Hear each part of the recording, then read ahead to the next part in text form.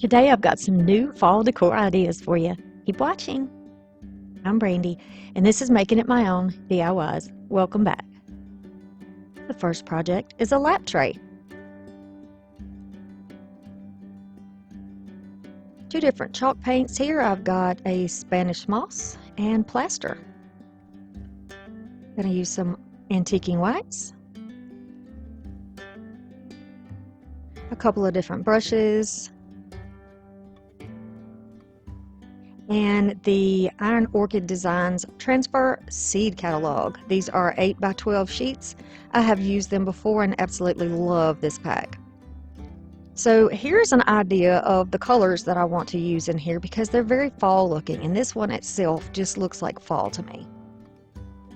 So I've got these, and I've got some that have a little bit of fruit on them, and we're going to kind of modify a few things.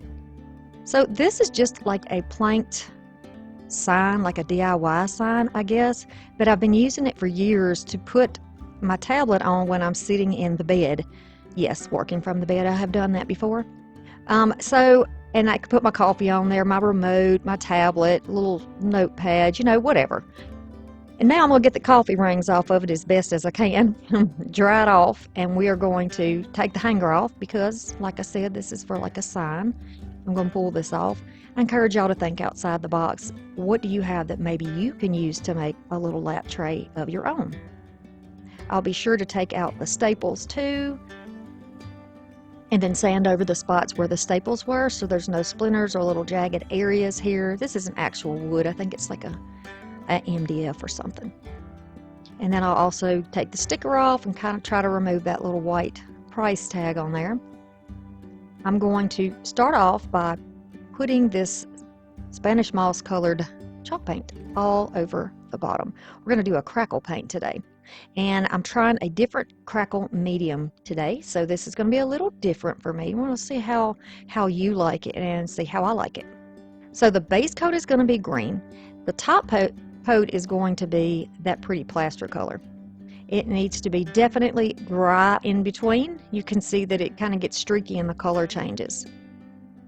All right, once it's completely dry, I'm going to take this folk art crackle. This actually came from a subscriber. She sent me some goodies, and she sent me this the first time I am using it because I was kind of intimidated by it. So what I'm doing is following the directions, and I'm going to go all the way down each one of these planks. I'm just working on each little section at a time. Now there's no instructions as far as putting it on sideways, upside down, at a diagonal, a slant, horizontal, vertical, whatever. I'm just going to put it on and make sure that the final strokes I make are up and down, so all of them are in the same, they'll look the same. Each plank will look the same once we get the next layer on top. So the thing about this one is you are to make sure that it dries for an hour before you put the next coat on. So this is what it looks like when it's wet, almost like a varnish. And then we'll wait 1 hour and come back, and this is about 30 minutes into it. You can see that it's starting to dry, but I don't see anything like that would make me think that this might work. At this point, I still don't know. So we're going to let it continue to dry, and I'm going to take apart the sections that I know I want to use on here. My idea is to use a bunch of different types of media. So we're going to use some stickers that are like a vellum. We're going to use some stickers that are like a glossy color that I got from Temu. We're going to be using these transfers. You're just really going to let your imagination run wild on this one, because this one will be in your room or in your lap, in your chair, whichever way it goes. So you want this to be something that you really enjoy. And I'm going to make this into something very rustic yet whimsical. I think you're going to like it, so stay tuned. Okay, so I've chosen which ones I like. I've cut them down to a manageable size. This is completely dry, and we're going to start adding the plaster paint on top. At this point, I'm scared. I'm fearing. Don't know what's going to happen here.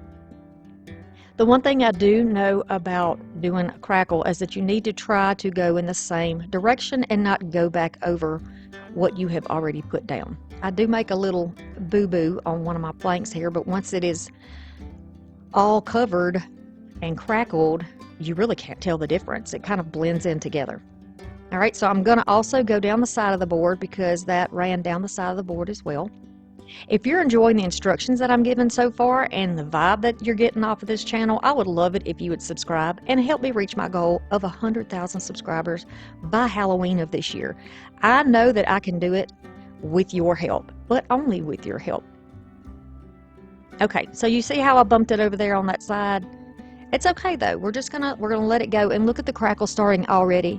Now I put this down on something dry because when you use school paint, you know, Elmer's paint or whatever you use that while it's still wet, and it's real easy for the glue and the paint to blend together. But this way was so much easier. So I'll leave it a little bit streaky as well, just like I did the green finish underneath, because when it starts to crackle, you have more of, yeah, I'm going to say dimension because that's what it is. You're going to have different colors showing underneath. So it looks like different ages of paint that has been applied and been worn off, right? I think it's great for this rustic piece as well. But you can choose whatever colors you like. I think a darker underneath and a lighter one on top shows the best, but you do it any way that you like. And look, before I'm even completely done, I'm working on the sides here. Look at all the crackling. Look how beautiful this is all the way across. Now you see on this side I use less paint so the crackles are smaller, and on this side I use more so they're bigger. Now you're supposed to just let this dry for an hour, but I'm going to go ahead and use my drying tool just to see if that would be okay, and it was totally okay. It didn't hurt anything. It really definitely brought those cracks out in there. So pretty. And can you tell I was excited? I was so happy that that was not a flub, because, you know, this is a piece I use every day. Yay! Okay, so you need to seal it, whether you use Mod Podge and let that dry, whether you use a wax paint sealer, like a spray, you can do that as well. That's what I did. Before you put down these transfers, because the transfers will, if you mess it up and you try to lift it again, it will pick up the flakes of the paint and leave holes underneath. So you would be seeing a big gaping hole with that green in there. I don't want that to happen. So sealing it first is going to help keep that from happening. I'm going to put these down, not straight up and down, but just laid all over here. Almost like maybe if I was looking at magazines or seed packages and I just had them laid out in front of me, right? I'm going to use the tool that comes with the kit or with the stuff that you get from IOD. It's like an acrylic type stick, and it works pretty good. For me, I prefer to use that little wooden stick that I have in my hand now. I don't know what kind of tool this is. I don't know where it originally came from, because I pick out little things that I think I can craft with at the bins, in the Goodwill bins. So I don't know what their original intention is for, right? Didn't come in its packaging. So once I know that I have got that down as good as possible, I'm going to carefully lift. Sometimes little sections will hang and they're not completely off, so you just go back over it as you're lifting to make sure you don't rip off part of your word, or you pull the petals or the leaves off. You know, the little delicate pieces around the edge are the ones that typically will come off. Whatever reason you're here at my channel today, I want to say thank you for stopping by. I appreciate you being here and taking your precious time on my channel. Okay, so there it is. I'm going to take that backing and rub all over the top of it. Make sure everything is stuck down. I'm going to kind of focus with my fingernails right around the little cracks between the boards, because if we want this to look like it is painted on, we're going to have to show those cracks, right? So you can use whatever tool you want to use for this. I do start off by using my little wood piece. I do use a little tool that comes with a Cricut machine, so I've used those. I've used a flathead screwdriver. You can use whatever you want to use here. Push it down in there. But I'll show you later how you can do it with a razor or like a blade tool. Okay, we're going to continue along. Don't you love this dark color on here? I think that screams fall. Of course, it says May on the side, but you know, not worried about that. This could be an all year round piece. It's going to be for me anyway, but I did love the idea of using fall colors here. So this is just kind of off in the corner too, and I'm gonna do the same thing, push it all down. I won't make you watch every bit of all of this because, you know, boring, but I'm going to show you that it is important. You really do need to carefully lift that up and really spend that time to make sure you don't pick any of your little letters up. You see all the little wording down there? I don't want to be missing pieces of my wording. Okay, and then I'll rub that down as well. Then you're going to pick whatever tool you want to use. Again, you could even use your driver's license here if you needed to. An old credit card, your Walmart card, whatever. Maybe even one of those metal rulers would work here too. The idea is to push it down in there. Now these transfers are very strong and well made. So they have sort of a, I don't want to misspeak, but almost like a papery like thickness. It's thicker than the cheap ones, I'll just put it that way. So you have to push it down in there. You have to really push it or cut it. Y'all, I've got the information for the Crafty Cruise Getaway in the description box below. I really, really want y'all to check all that out, see what's feasible, and come and join us. Yes, it is a business for all of us, and yes, it's great to be able to craft with people, but getting to know people who are like you is very nice, and it's kind of unusual in this day and age, right? We have strange jobs that we don't see the people we work with, so getting to interact with other people who are like us is a lot of fun. Okay, same thing here. I use the roses on this one, and I'm going to press this one down in here. If it starts to lift up, then you can use something to cut it off, and it's easy to do, very easy to do, but you just got to protect yourself, right, so you don't cut yourself. All right, so now I've got this little flower fairy box. It came from Temu, but you can use any stickers from anywhere to add to yours. I thought, how adorable would all these little fairies and flowers and ferns and all of that, how cute would that be? Okay, so I'm using my weeding tool to pick up the top layer off of its backing because these just look like they're a little piece of plastic, but they are stickers, so yeah, they just can be a little bit difficult to get off that backing, but this is what they look like. And they do have like a sort of a shiny appearance, like a plasticky type appearance where everything else is matte, but we're going to seal this in the end and everything is going to look the same.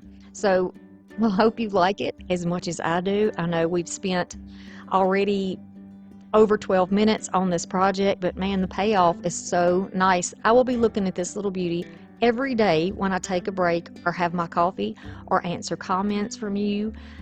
I'll have this to look at, and how precious, how sweet and precious. Okay, now these are kind of thick, so I'm going to use my fingernail and kind of make sure that they're pushed down in there. Then I'm using my weeding tool to kind of poke little holes, dot, dot, dot, dot, dot, and then scratch that out.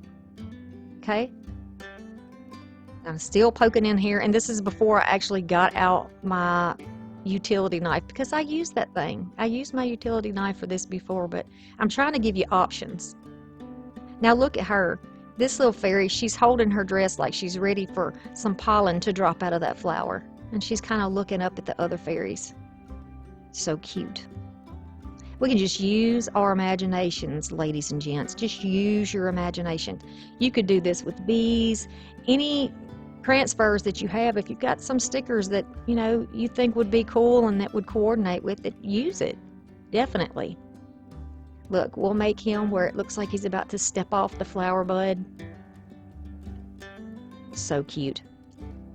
Now you won't see me do this entire thing, but I will show you, you know, little bits and pieces just so that you can feel inspired as well. I'm going to put her down there. She's got, it's almost like she's holding a little seed pod.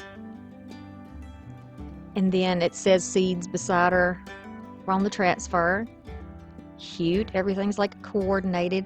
This little fella was already on like a rose branch, so we're going to put this up here too, so he fits in really well with that.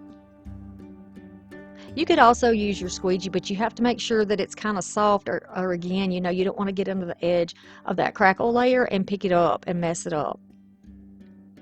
So far, so good. Oh, this is so nice. can just imagine what y'all are going to come up with and what kind of projects you are going to do. So to give it a little more of a woodland whimsical look, I've got some more of these stickers. These are little mushrooms and the colors look good together, and look, everything just coordinates. It's so pretty. You could play a little game, where's the fairy, count fairies. You could play it with your kids or grandkids. You know, how many mushrooms do you see?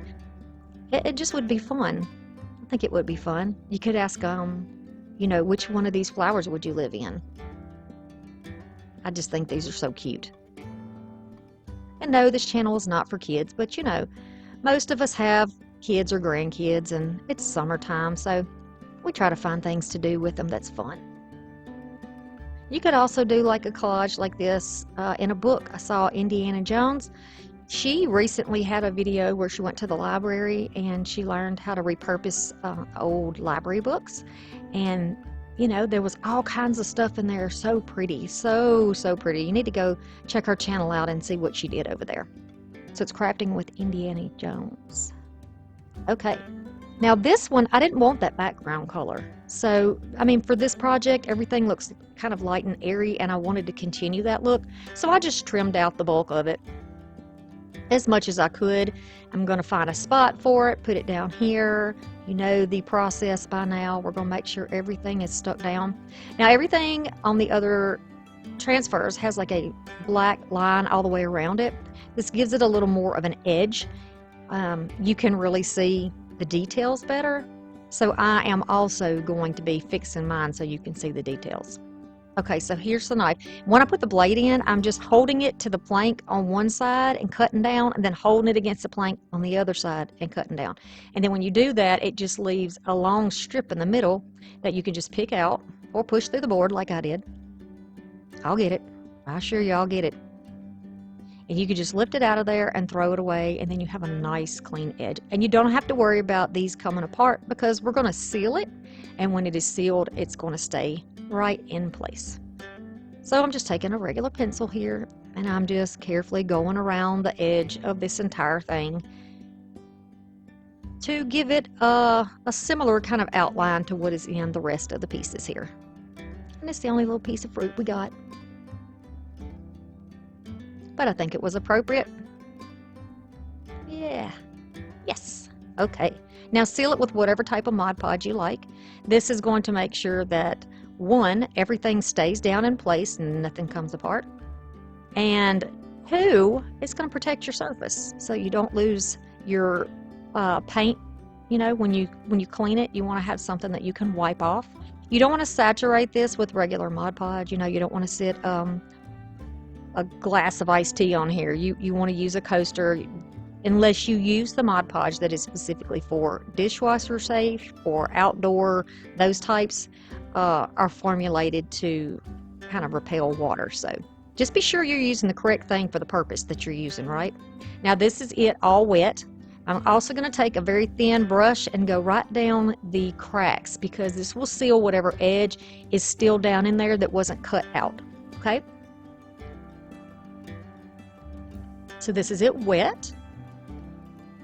And here it is dry. Nice and vibrant. And look how special it is. I absolutely love it. Oh, my heart is so happy. Look at all the goodies in here. Oh yeah, I can envision myself playing with my grandson and, you know, pointing to all the little fairies in here and counting the fairies. And oh yeah, we're going to have a blast. One day, he's only a year old right now, but one day he's going to know what to do. Nana's going to teach him. I hope that you try this project. Now, if you just wanted to use this as a sign, you could put a hanger on the back. Pretty much any kind would work. Or you could use yours, just like I do, to put across your lap. You could even use it, you know, outside. Put your newspaper on there or your glasses on there while you're watching the birds in the morning. And to give you an idea of how that would look, I have a cup here. Of course, it's a fall cup. It's got some pens in it. I've got some labels, a little notebook. And everything looks fresh and fall. Thank you to my channel members. Your contribution is giving me extra income to help me run my channel. A rustic fall flat is next. We're going to use some more of this plaster chalk paint. 2 different ribbons. These were both thrift finds. Whatever color you like. They do have wire. I'm going to use a little bit of garland. It has the little pitberry garland. This came from Temu, but you can use any print of a magazine, a calendar, whatever you want to use for this. I love the coloring in this. I love that it has sunflowers in it too, and an old little shack house. Look at the beautiful rich colors. And the watercolor tree. This very, very pretty print. This is a thrifted pumpkin board that I got. I don't know what kind of board this is, but it's extremely lightweight. Very lightweight. I'm going to cut this stiff hanger off of it. And I have already wiped it down, and now I'm going to use a little standing block and pay attention mainly to the side that I am going to be putting the print on. I want to make sure if there's any type of sealer on this wood that I get enough of the fibers of the wood lifted so that we will have good adherence with our paint and with the sticker we're going to put on it. So then you're going to wipe it with a dry cloth and get the dust off from the sander. I have got my paint here. I'm going to tap most of it down onto the paper, and no, I'm not wasting paint. I'm actually pushing it up into the bristles of the brush so that it comes out very lightly like this. Now normally I would go with the grain, but this time I decided, what would it look like if we just went against the grain? I mean, you know, what would it look like? Let's just try it and see. I mean, you know, we don't have to follow rules in our own crafts, do we? So I'm going to just, I'm going to try to blend a little bit. I'm using such a light touch right now, y'all. And then I can go in the other direction when I get ready to go in the other direction. The point of me putting this on here is that it's a clear backing. It's not a white backing on the sticker. So if you have a dark background instead of a light background over underneath where the picture is, it's going to look very dark and muddy, and I want it to have some light in it. So doing this is going to give us that. Now don't worry, I'm going to put some warmth back into this. I will be putting it back into there, but for now we need to focus on making sure that that picture really pops. So I'll dry it with my heat tool here, and then when it's dry I can take this sticker off and put this on here. Now it's a decal. I think you look actually under, this is going to sound so weird, from Temu, toilet stickers. Yeah, apparently there's a thing where people put stickers on their toilet. I don't know. They look like wall decals to me, or big old stickers, and that's how I use them. So you can also look under wall decals, fall wall decals, and you could probably find something similar to this. I don't think I paid $2 for this. And that's a whole lot cheaper and quicker than me having to get out a Cricut or the whole process. I just, no. This is quicker. It's already done. I'm going to use it. And to show y'all, if you don't have those expensive tools like that, you can still make pretty things. You just have to find alternatives, right? Now this is just the Mod Podge squeegee. Use any squeegee you want, but I'm just using this to pull the air that might be underneath out and push it out. So from the center, go out, out, out, and then you can go all the way across. You got to leave a little track there for it to go down, right? Got to leave a little opening. Now it's nice and flat. Very pretty. Very, very pretty. And if you like the lighter color on here, you can leave it absolutely just like that. But you know me. Here we are with the antiquing wax and the big old brush. I'm going to pop that up and down, push that up into the bristles, and then I'm going to start going around my edges. There's a little lip on the edge of this pumpkin where it is cut. I don't know if you can tell, maybe you can when I'm putting on this, do you see a little divot there? It's actually a little lip, so it's raised up higher in the middle than it is on the sides. Very subtle though. I like to do it lightly. As you know, I start off very light and then I begin to add to it. Just add to it until I get it built up to the warmth that I like. And I think this is fine. This is going to look fine. And the white underneath there, or the plaster underneath there, almost looks like fog in the morning, you know, in the fall morning. Okay, so I made my bow a little too big to begin with, so do as I say, not as I do. I'm going to be cutting 2 pieces 18 inches of this gold, dovetailing both ends. And then the orange and green plaid, there'll be 3 pieces of that, and they'll be all dovetailed. We're going to make a funky bow. So I'm going to pick up this ribbon, fold it in half. I'm going to go about 4 inches down and hold it in my hand. I'm going to hold it in my thumb. You see the loop is 4-inch loop. All of the loops are going to be the same size. So I'm going to keep my finger and my hand holding that there. My thumb and my hand is holding it. I use the other hand and my other fingers to do the work, to push these in here. Same thing, 4-inch loop. I know it's kind of hard to see. I do apologize. It's hard when you're focusing on work to stop and look at the camera and do all that. I'm sorry. And then I'm alternating the gold with the plaid, gold, plaid, gold, plaid. And then, see, I have those 4 in my hand. And then I'm going to grab 1/3 of the plaid and add that to it. So we'll have 2 gold and 3 plaid. There's the 3rd one. Yours is going to look shorter than mine now because I cut mine way too long. So just 18 inches is all you need. I'm going to use a zip tie. The flat side is the side you push the end through. You see it's flat. I'm just holding it with my thumb and my hand. And then I'm going to cinch it. Not all the way tight. I need to leave a little room in there because we need to add a wire to it. I'm just going to make sure before it's tight also that these loops are about the same size. Here's a piece of wire, and this is actually what we cut off of the first project, and I'm just going to recycle it because you can do that. I'll push it between the ribbon and the zip tie and then pull it through. And then I can cinch that down all the way and use a cutter and just cut that off. Just going to kind of move those wires to the back a little bit.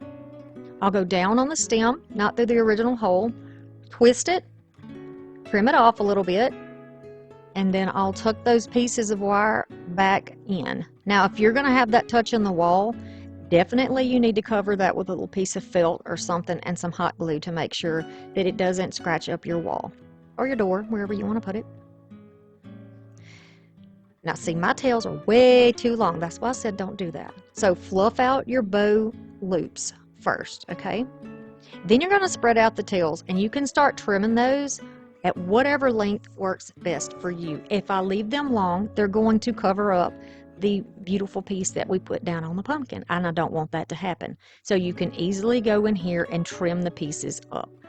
You can, if you have wired ribbon, you can flip those pieces under so they look like additional loops, or you can flip those tails outwards so that they have, you know, you can actually see the dovetail section of it, or you can make it look like a big old round Christmas package bow if you want. But you can see how mine looks now, and it's not covering up the picture, thankfully. And we're going to add a couple of more things into this piece. So you can fold those under, or you can tuck them. And then, you know, if you work in little sections, you can just do a little bit at a time.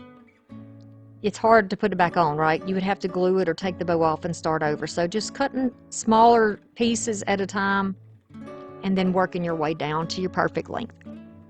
Once you're satisfied with the bow, we're going to add some pretty things to the bow.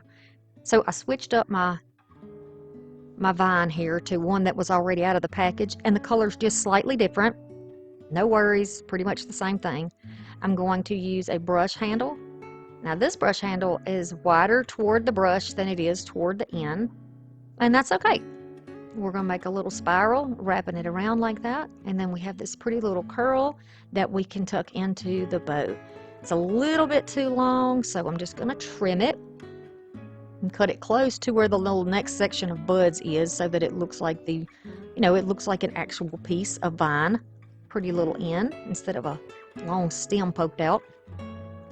And then I'll just take a couple of sections and tuck them into this bow. Little in the middle, some on the outsides. You could add leaves here if you have a different type of vine you wanted to use. You could put that here. You could add some shorter pampas grass. You could just fill it up with colorful leaves. You could do some little fake acorns in there if you wanted to. Some little sticks or branches. You could put sunflower in the middle of the bow. There, you just have a lot of options. A lot of options. So just take the inspiration that I give you and make it your own. I love these. I pulled these off of a wreath that I am going to recycle that I've used for many years, and I'm going to take it apart and use the pieces and donate some of them. I like that they're still green, but that they have the orange tips, like they're starting to turn, right? Like we're just transitioning into fall. And then I'll add one more up here, just to give it a little more length because the stem is covered up now by the bow. And then you can add your hanger back to it in the back. You can just tie it on or loop it through those holes, make yourself a little hanger. And here is this piece. I think you could definitely do something similar to this with one of those little, on a smaller scale, with one of those little wood cutouts that you can get at Dollar Tree and some of their door decals. Maybe so. Y'all check out my videos on Mondays and Thursdays at 6, and I will see you in the comments.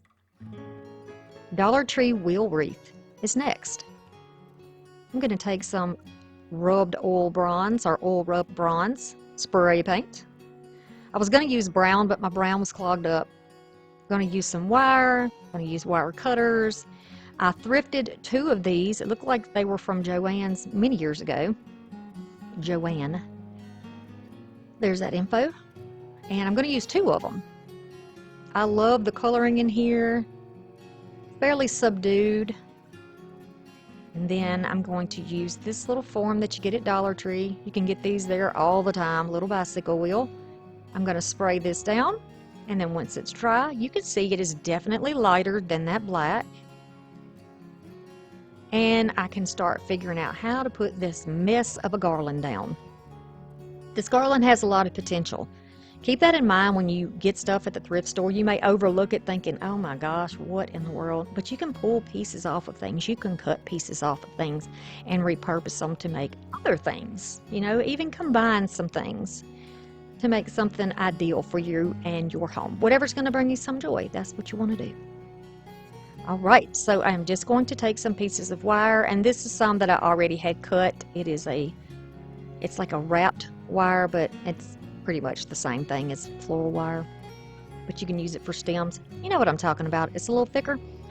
I decided to use that because I don't want to scratch anything or put or have to use that paddle in my hand with all this wildness going around this wreath. So to make it easier for myself, I'm trying to push the vines out of the way and grab like the ones that don't have anything on them and use those to attach down to the wreath. You can definitely use wire to do it, but hot glue is not going to do it for this, ladies and gents. It's already got some wire on there, so we can just use those pieces, can't we? We're going to wrap it all the way around till it overlaps on itself, and then I'll start the next one about, what is that, about 12 inches down from the other one, so that we don't have both of those in the same spot and there's no bald areas in the wreath. Wrapping it around, I'm going to pull this one, that's the second one we put down, wrapped it toward the inside, and I'm going to attach that down to the other one and to the wreath form, and we'll do that all the way around until we get back to the very end. Y'all, it's looking like a mess right now, isn't it? Believe me, there's potential. Don't ever give up on yourself when you feel like your craft's going sideways. Give it some time.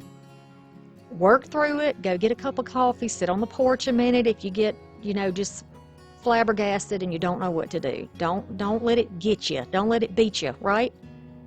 This is about being creative and finding joy in it. If it starts getting frustrating, it's time to walk away for a little while.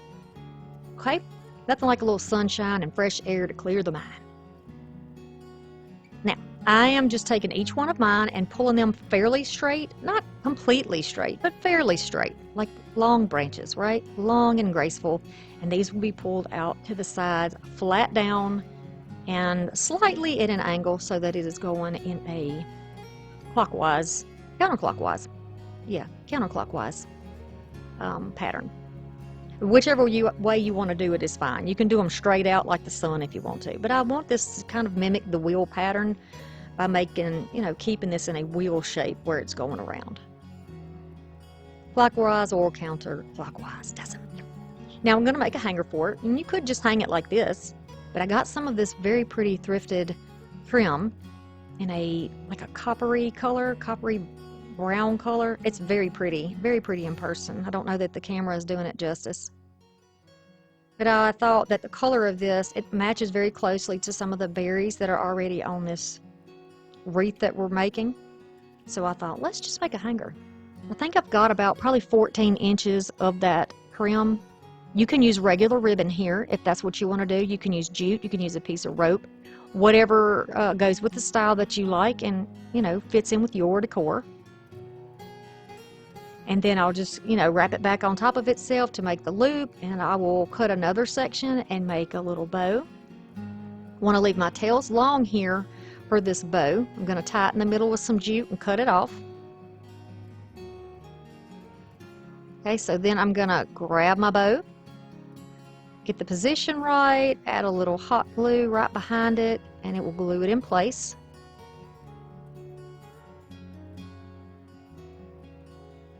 And then rather than letting it hang straight down, I decided, what if we just twist it a little bit? Like either the wind has blown it and it's kind of gotten caught around it, or like it's just part of the design of the wreath. Just wrap it around there, and it turned out so pretty. I'm trying to make sure I get it fairly evenly spaced, so I wrap it before I actually wrap it to glue it. Then I'll go back in with the glue gun and just put little dots as evenly as I can get them apart. Just little dots. I don't want to make a mess and a puddle in there. Just a tad to hold it in place. And I'll do it on both sides, trying to get, basically the same length. That's why it's important to have the longer tails. But if you don't like the tails and you don't like the idea of being wrapped like this, then you can cut yours off shorter. You could use a different bow. You can go without a bow. You can put some leaves around there. You can put a bunch of acorns, or you can put a large pine cone there. You could put flowers in the middle. You could put a sign in the middle. And I'm quite happy with my little rustic wheel just like it is. And it's thin enough to let plenty of light through. If you wanted to put it in your window in your kitchen, I think that would be lovely. It's also a piece that you could use all year long, depending on what type of decor you like in your home. I want you to check out this rectangle here, subscribe to the channel, give me a thumbs up, and I'll see you soon. Bye!